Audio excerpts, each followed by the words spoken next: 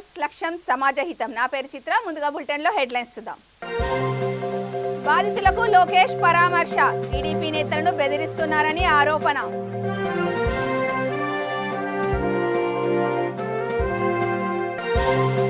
AP cinema థియేటర్లలో అధికారుల తనిఖీలు. నిబంధనలు పాటించని థియేటర్లపై నిషేధం.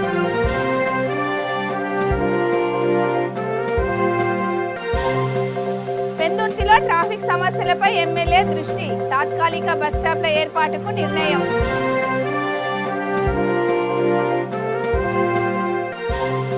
సముద్రునికి కోటి వత్తులతో అఖండ హారతి. విష్ణునామ పారాయణతో జ్యోతి ప్రజ్వలన.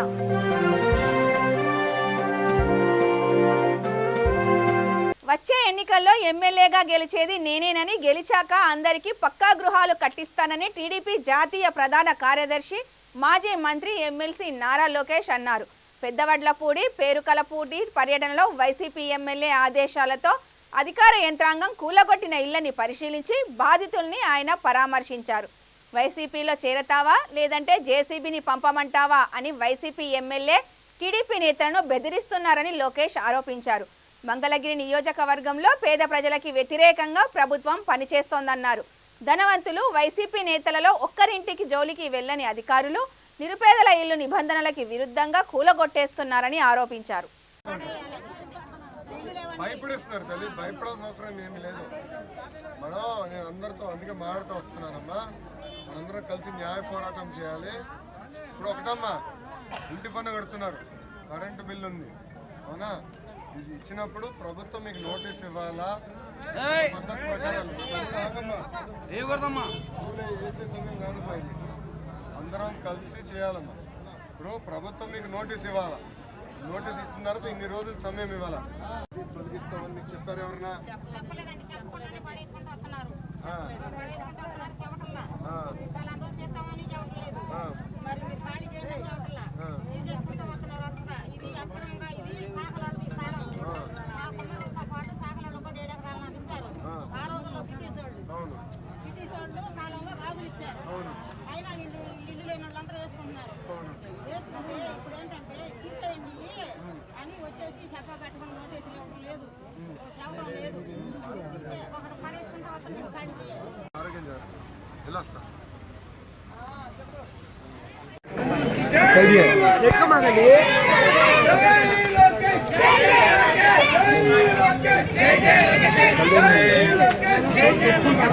ఆపరేషన్ చూసుకుంటావా? నేను పంపిస్తే వెళ్తావా? మర్చిపోకుండా వెళ్తావా? నేను చేపిస్తాను నేను ఆపరేషన్. ఓకే, కంటి ఆపరేషన్ చూపించాను కదా, కంటి ఆపరేషన్ చూపించాను. నేను వివరాలు తీసుకుంటే మనకు ఎవరి వివరాలు నేను చూసుకుంటాను. ఆరోగ్యం జాగ్రత్త. వెళ్ళొస్తా.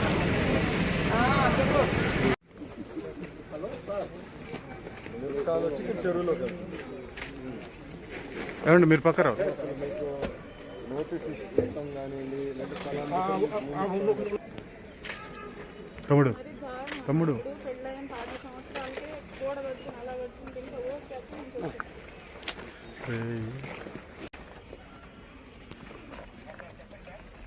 ధైర్యంగా ఉండమ్మా. అందరం కలిసి చేయాలి. ఓట్లు ఆడాలి, రోడ్డు చెప్పాలి, విశ్వాసం మీరు తెచ్చుకోవాలి.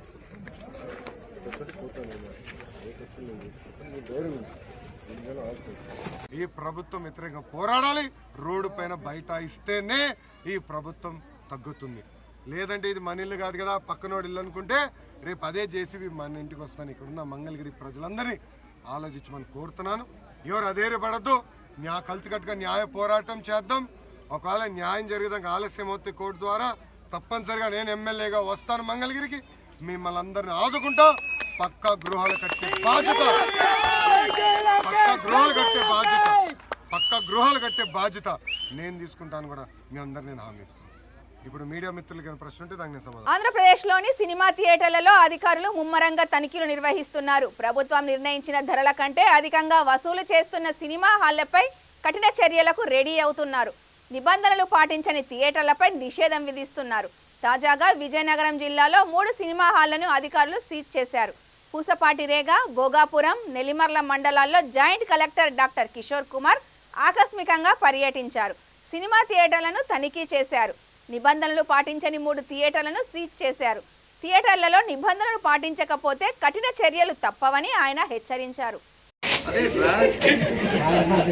సినిమా లేదా ఇవాళకు మరి ఇదిలో కొన్నా అమ్మా నువ్వురా నువ్వే ఐడియా లేదు. 1 year అవుతుంది వచ్చి. పోలే 1 year క్రితం ఎంత కమ్మారు? పిల్లలు ఉన్నప్పుడు గ్యారంటీగా కొంటాం కదా. ఎంత కమ్మారు? Very good. ఎంత కొన్నాం? 10 ఎరన్నా ఎందుకే చెప్పు 20యా? మరి 10 అంటున్నారండి. ఎప్పుడు చందాలేదు 20 రూపాయలని ఇవ్వాలి. అసలు 20 రూపాయలు ఎలా వచ్చింది? 20 నీకు ఎవరు సప్లై చేశాడు? నీకు ఎవరు సప్లై చేశారు? చిట్టి నువ్వే బాగున్నావు రే. నువ్వురా ఎవరు సమాధానం చెప్పట్లేదు. ఇదేదో గుడ్డో ఇది బియ్యం పిండి కదా. ఆలు 35 grams, ఫ్రేమ్స్ 40 grams, కొమ్ముడు ఎక్స్పైరీ ఎంత? 6 months.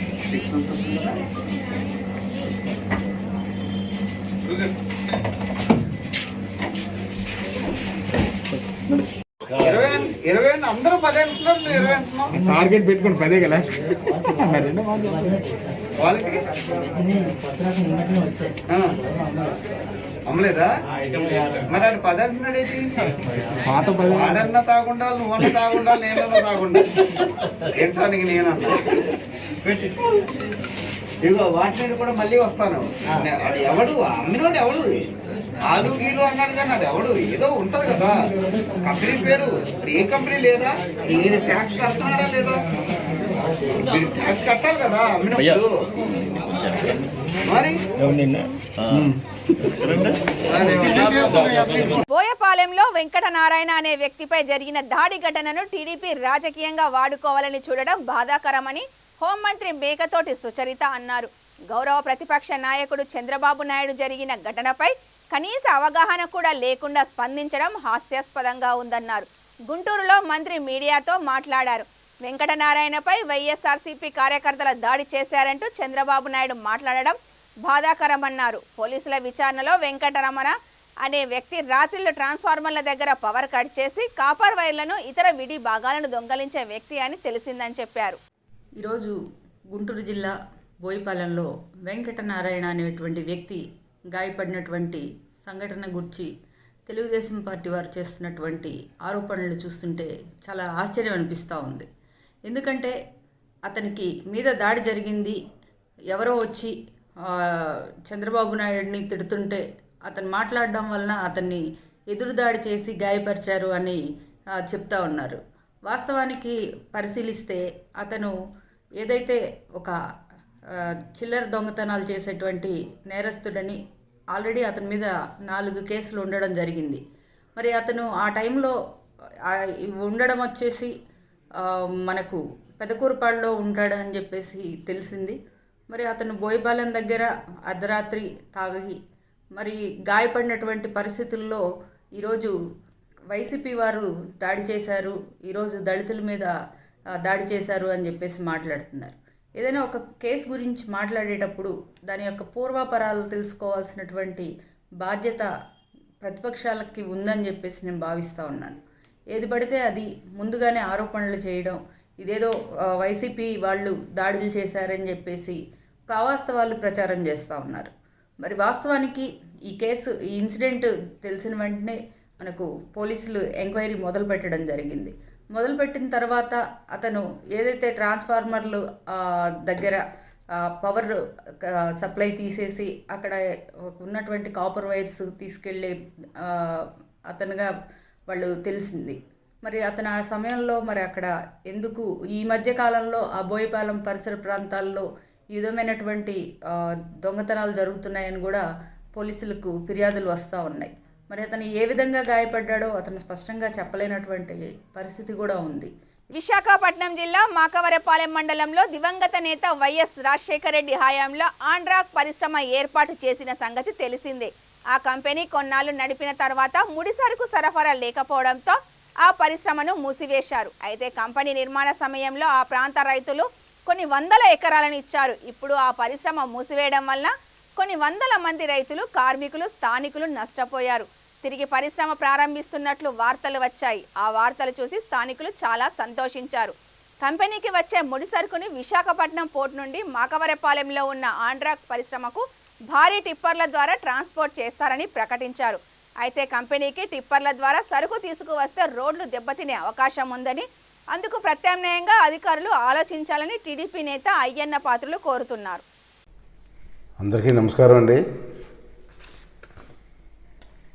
విశాఖపట్నం జిల్లా నర్సీపట్నం నియోజకవర్గం మాకవరపాలెం మండలంలో మాజీ ముఖ్యమంత్రి గారైనటువంటి వైఎస్ రాజశేఖర రెడ్డి టైంలో ఆండ్రాక్ పరిశ్రమ పెట్టాలని చెప్పి ఒక నిర్ణయం తీసుకోవడం జరిగింది.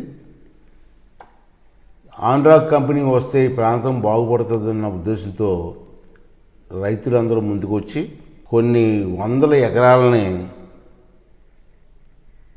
రైతులు ఆ కంపెనీ కోసం ఇచ్చిన సంగతి కూడా మనకు తెలుసు. తర్వాత ఫ్యాక్టరీ ఓపెన్ అవ్వడం, కొన్ని రోజులు బాగా నడపడం కూడా జరిగింది.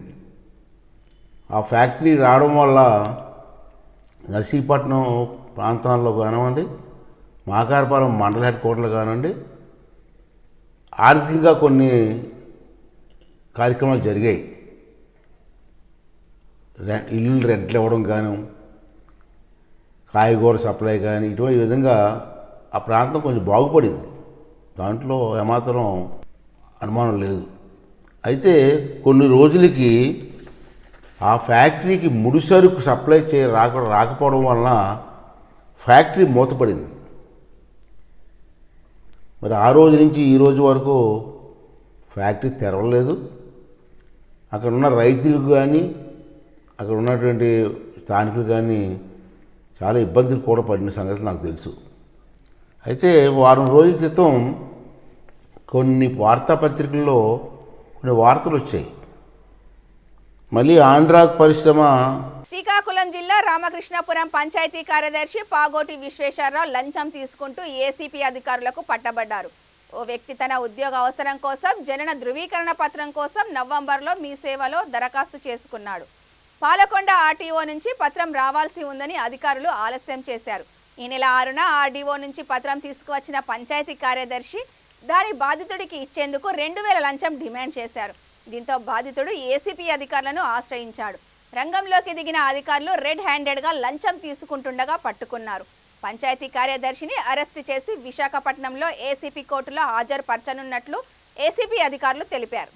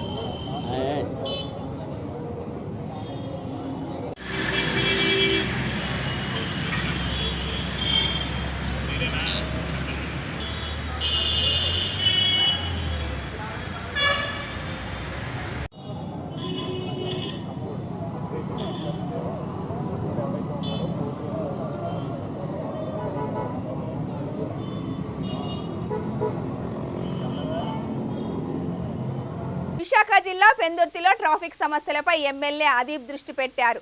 ట్రాఫిక్ సమస్యను పరిష్కరించినందుకు తాత్కాలిక బస్టాప్లు ఏర్పాటు చేసేందుకు ఎమ్మెల్యే శ్రీకారం చుట్టారు. జీవీఎంసీ, ఆర్టీసీ, ట్రాఫిక్ పోలీసులతో పెందుర్తి 4 రోడ్ల కూడలి వద్ద ట్రాఫిక్ సమస్యలపై దృష్టి పెట్టాలని ఆదేశించారు. ట్రాఫిక్ సమస్యలపై ఆర్టీసీ రీజనల్ మేనేజర్తో ఆయన సమావేశమయ్యారు. త్వరలోనే ట్రాఫిక్ సమస్యలను పరిష్కరిస్తామని హామీ ఇచ్చారు.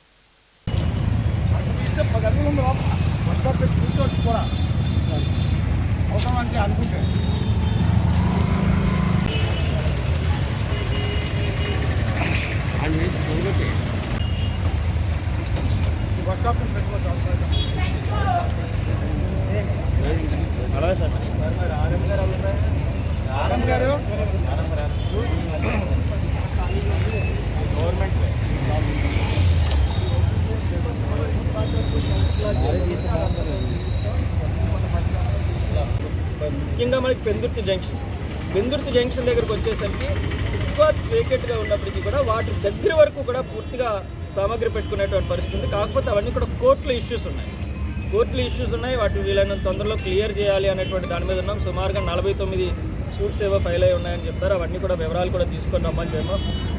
త్వరితగతిన ఏ రకంగా అయితే మనం వచ్చిన తర్వాత వేపకొండ జంక్షన్ని ఏదైతే పెందుర్తి మన పెనుగాడి నుంచి వచ్చేటువంటి రూట్ చాలా ఇరుకుగా ఉండేటువంటి రోడ్ని ఎలా వైడనింగ్ చేసి జంక్షన్ డెవలప్ చేస్తామో పెందుర్తి జంక్షన్ కూడా ఒక మంచి రోల్ మోడల్గా ఉండేటువంటి విధంగా చక్కగా దీన్ని కూడా డెవలప్ చేస్తాం. అన్ని రకాలుగా కూడా అభివృద్ధి చేస్తాం. ఇటువంటి దీంట్లో ఎందుకంటే ప్రజలు కూడా ఒకటి గమనించాలి, అభివృద్ధి జరుగుతున్నప్పుడు కొంతమందికి నష్టం కలిగేటువంటి పరిస్థితి ఉన్నప్పటికీ కూడా మీరు అందరూ కూడా సహకరించి మంచిగా ఈ ప్రాంతాన్ని డెవలప్ చేసుకునేటువంటి విధంగా ప్రతి ఒక్కరూ సహకరించాలని చెప్తున్నారు. ప్రజా సమస్యల చర్చ వేదికే గౌరవ సభ అని తెలుగుదేశం పార్టీ రాష్ట్ర ప్రధాన కార్యదర్శి మాజీ మంత్రి దేవినేని ఉమా అన్నారు. విజయవాడ రూరల్ మండలం జక్కంపూడి కాలనీలో ఆయన గౌరవ సభ కార్యక్రమాన్ని నిర్వహించారు. ఈ సందర్భంగా మాజీ మంత్రి మాట్లాడుతూ అసెంబ్లీని వైసీపీ ప్రభుత్వం గౌరవ సభలా మార్చేసిందని, తిరిగి శాసనసభ గౌరవ సభలా మారాలంటే జగన్ దిగిపోవలసిందేనని పేర్కొన్నారు. ఎన్నడూ చూడని విధంగా రాజకీయాల్లో సీఎం జగన్ అప్రజాస్వామిక సంస్కృతిని కొనసాగిస్తున్నారని అన్నారు. చట్టసభల్లో మళ్లీ ముఖ్యమంత్రిగా అడుగు పెడతానని చంద్రబాబు నాయుడు చేసిన శపథాన్ని నెరవేర్చాల్సిన బాధ్యత పార్టీ నాయకులు, కార్యకర్తలపై ఉందని స్పష్టం చేశారు.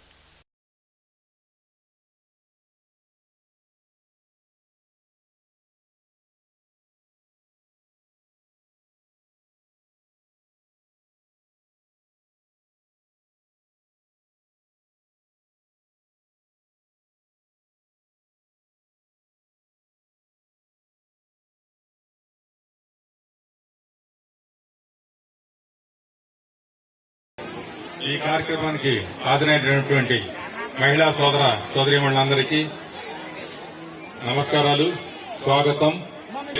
కానీ బస్ ఛార్జీల దగ్గర నుంచి కూడా ఉచితంగా పాస్ ఇచ్చే కార్యక్రమం దగ్గర నుంచి ముఖ్యంగా ఈనాడు స్కిల్ డెవలప్మెంట్ చేస్తున్నారని మన అందరం టీవీలో చూసాం. అంటే ఓటు వేసింది కూడా ఎవరో మహిళలం. సమాజంలో కాకినాడ భోగి గణపతి పీఠం ఆధ్వర్యంలో ధనుర్మాస సంకష్టహర చతుర్థి సందర్భంగా సముద్రునికి కోటి వత్తులతో శ్రీ విష్ణు అఖండ హారతి కార్యక్రమం వైభవంగా జరిగింది. సుప్రభాత వేళ పసుపు గణపతితో సన్నాయి మంగళ వాయిద్యాల నడుమ నగర సంకీర్తన చేపట్టారు. అనంతరం సామూహిక విష్ణు సహస్రనామ పారాయణతో అఖండ జ్యోతి ప్రజ్వలన జరిగింది. ఈ సందర్భంగా పీఠం వ్యవస్థాపకులు, ఉపాసకులు దూసల్లపూడి రమణరాజు, వరలక్ష్మి దంపతులు మాట్లాడారు. ఆధ్యాత్మిక ఆరాధనలో ప్రకృతిని పరిరక్షించుకునేందుకు ధర్మాన్ని పాటించడం వలన లోక కళ్యాణం సిద్ధిస్తుందన్నారు. పీఠంలో చతుర్థి చంద్రోదయ వేళకు గోవింద నామాలతో దీపాలంకరణ ఏర్పాటు కొనసాగించారు.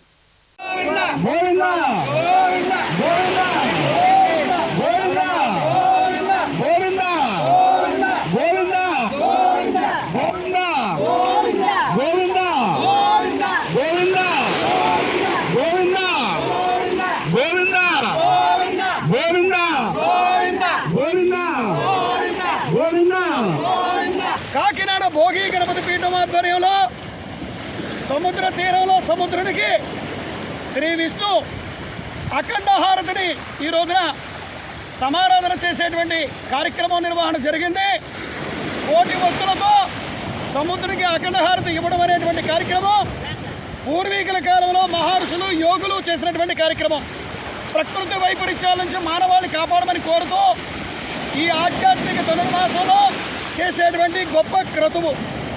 ఈ సంకష్టకర చతుర్థి సందర్భంగా పసుపు గణపతితో నగర సంకీర్తన నిర్వహించుకుని ఆ యొక్క పుణ్య దంపతులకి ఆ యొక్క పసుపు కుంకుమల తాంబూలాల ప్రదానం నిర్వహణ చేసుకుని ఈ సముద్ర తీరంలో కోటి ఒత్తులతో సముద్రునికి అఖండ హారతి నివేదన సమారాధన జరుగుతోంది. అదేవిధంగా ఇదే రోజున భోగి గణపతి పీఠంలో ధనుర్మాసం సందర్భంగా గోవింద నామాలతోటి అయ్యప్ప స్వామి వారికి పడిహారతితో ఈ కార్యక్రమాలు సంపూర్ణమవుతాయి. ఓం నమో నారాయణాయ.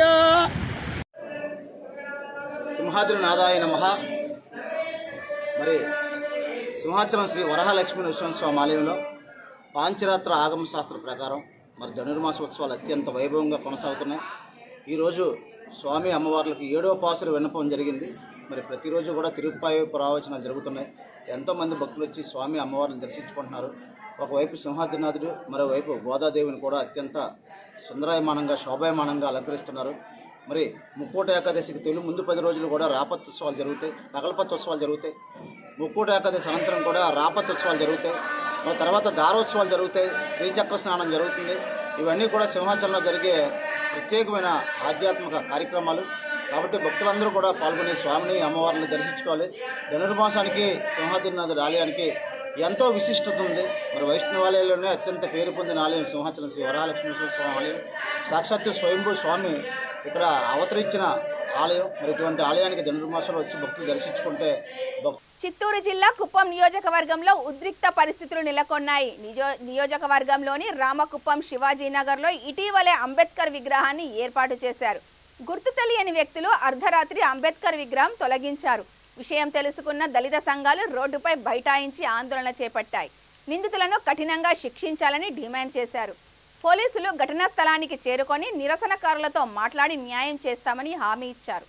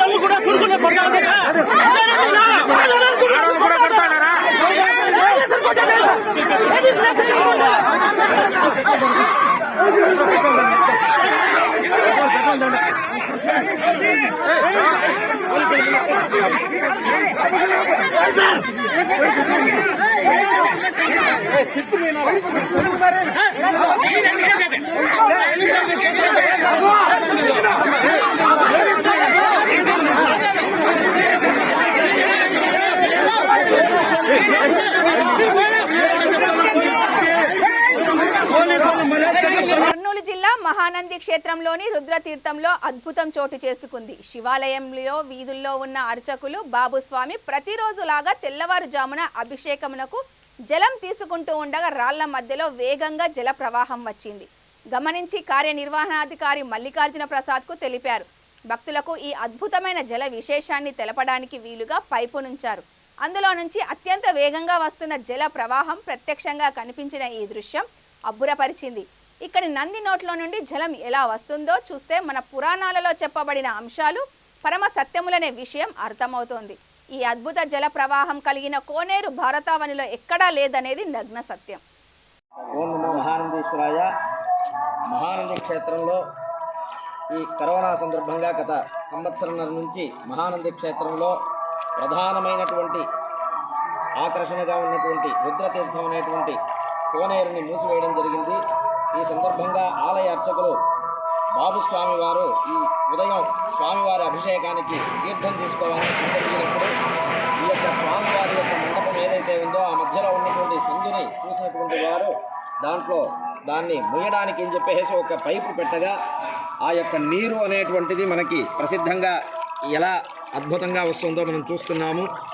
మనకి ఈ యొక్క క్షేత్ర చరిత్రలో మనం చూసుకుంటే కనుక మనకి 5 ధారలు, దిగోదుని ధార, నందుని ధార అనేటువంటి 5 రకాలైనటువంటి ధారలు ఈ యొక్క క్షేత్రంలో ఉన్నాయని చెప్పేసి మనకి పురాణ గాథలు శివపురాణంలో, స్కాంద పురాణంలో చెప్పబడి ఉన్నది. దానికి ప్రత్యక్ష నిదర్శనంగా ఈ రోజున వారు చేసినటువంటి ఈ యొక్క కార్యక్రమం ద్వారా ఈ నీరు ఎట్లా వస్తుంది అనేటువంటి అద్భుతాన్ని మనం చూసాము. ఆలయ కార్యనిర్వహణాధికారి మల్లికార్జున ప్రసాద్ గారు ప్రత్యక్షంగా వచ్చి దీన్నంతా కూడా పరిశీలించి దీనికి ప్రత్యేక పూజాధికారులన్నీ కూడా చేసి ఈ యొక్క జల ప్రాశస్త్యము, జల విశేషము ఈ యొక్క క్షేత్రంలో ఎట్లా ఉంది అనేటువంటి విషయాన్ని అందరికీ కూడా తెలియజేయడానికి వారు ప్రత్యేకంగా అనుమతి ఇచ్చి ఇదన్నీ కూడా ఏర్పాటు చేయడానికి చేసి ఉన్నారు ఈరోజు. కాబట్టి ఈ యొక్క మహానంది క్షేత్రంలో ఉన్నటువంటి ఈ యొక్క ప్రత్యక్ష గంగా అనేటువంటిది మనకి భారతావనిలో ఎక్కడ కూడా లేదు.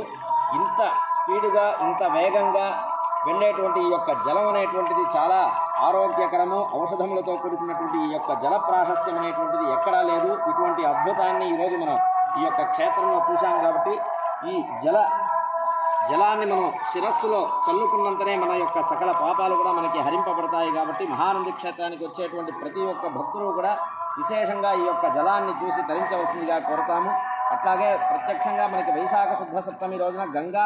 గుంటూరు జిల్లా బాపట్లలోని రూరల్ పోలీస్ స్టేషన్లో విలేకరుల సమావేశం నిర్వహించారు. ఈ సమావేశంలో డీఎస్పీ శ్రీనివాసరావు మీడియాతో మాట్లాడారు.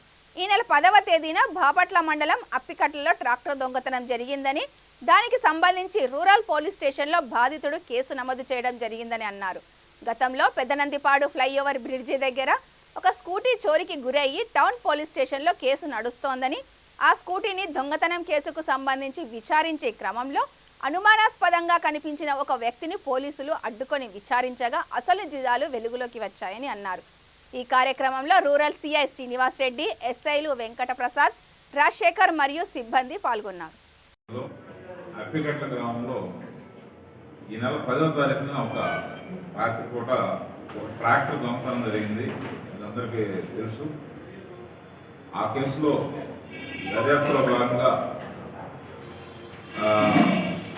బాపట్ల రూరల్ ఎస్ఐ గారు, సిఐ గారు, సిబ్బంది అందరూ వెహికల్ చెకింగ్ చేస్తుంటే ఒక స్కూటీ మీద పెదనందిపాడు వరగానికి చెందిన తలారి దేవ సతీష్ అనే వ్యక్తి ఒక స్కూటీ మీద అనుమానంగా ఉంటే అతన్ని ఆపి విచారించగా ఆ స్కూటీ కూడా మన బాపట్నంలో 11 నెల 9వ తారీఖున ఒక దొంగతనం జరిగింది. పెదనందిపాడు ఫ్లైఓవర్ దగ్గర స్కూటీ దొంగతనం జరిగింది. ఆ స్కూటీ కూడా బాపట్ టౌన్లో కేసులో సొత్తుగా గుర్తించి ఇతన్ని ఫర్దర్గా విచారిస్తే మనకు అప్పికట్టులో జరిగిన దొంగతనం కూడా ఇతనే చేసినట్టుగా అతను ఒప్పుకోవటం, అతను ట్రాక్టర్ పెదనందిపాడు వరగాల్లో ఇంటి దగ్గర పెడితే అక్కడ దాన్ని కూడా రికవర్ చేయడం జరిగింది.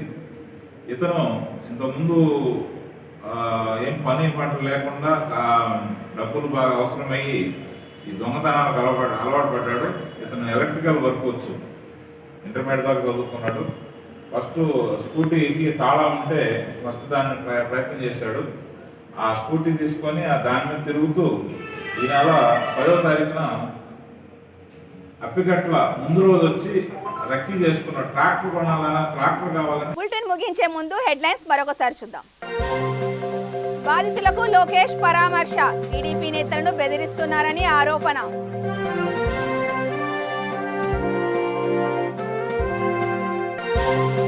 ఏపీ సినిమా థియేటర్లలో అధికారుల తనిఖీలు, నిబంధనలు పాటించని థియేటర్లపై నిషేధం.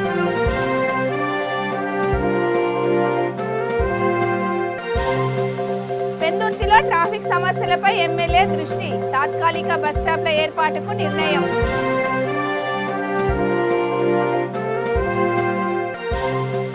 పుత్రునికి కోటి వత్తులతో అఖండ హారతి, విష్ణునామ పారాయణతో జ్యోతి ప్రజ్వలన.